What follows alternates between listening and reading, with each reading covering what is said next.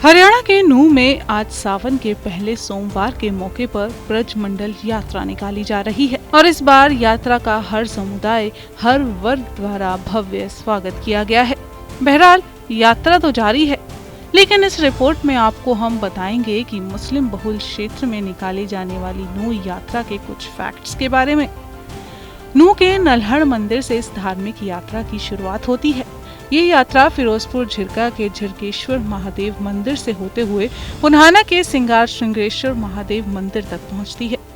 यात्रा का आयोजन विभिन्न हिंदू संगठन और धर्म गुरुओं के मार्गदर्शन में किया जाता है। एक रिपोर्ट के मुताबिक नूंह में साल 2020 में पहली बार ब्रजमंडल यात्रा का आयोजन किया गया था, जिसके बाद से ये एक वार्षिक धार्मिक यात्रा बन गई।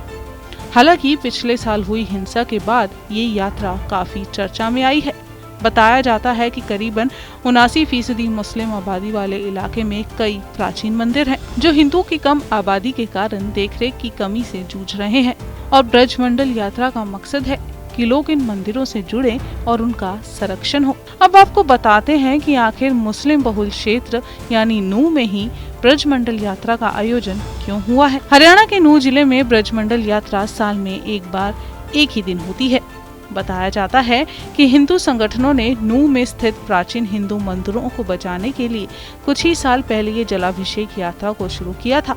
एक रिपोर्ट की माने तो यहाँ महाभारत के काल के समय से 3 शिवलिंग भी हैं और इन मंदिरों से लोगों को जोड़ने के लिए हिंदू संगठनों ने कुछ ही साल पहले मेवात दर्शन यात्रा की शुरुआत की थी। इसे ही ब्रजमंडल यात्रा कहा जाता है।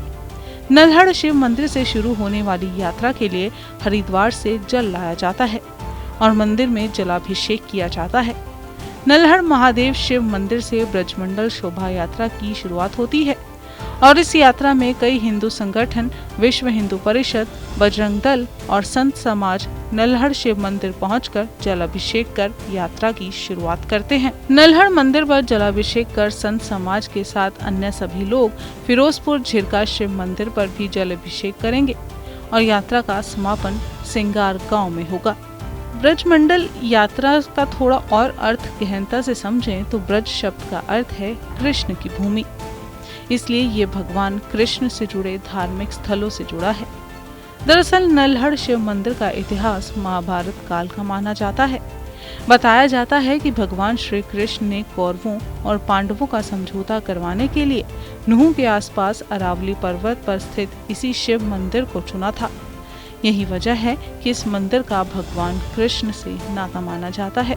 बीते साल 31 जुलाई को ब्रजमंडल यात्रा निकाली गई थी और शोभा यात्रा के कुछ ही किलोमीटर दूर पहुंचने के बाद हुई पत्थरबाजी के बाद बवाल शुरू हो गया था। नूंह से होती हुई ये हिंसा गुरुग्राम और आसपास के कई इलाकों में फैली थी और इस हिंसा में 7 लोगों की जान तक गई थी। वहीं कई लोग घायल भी हुए थे।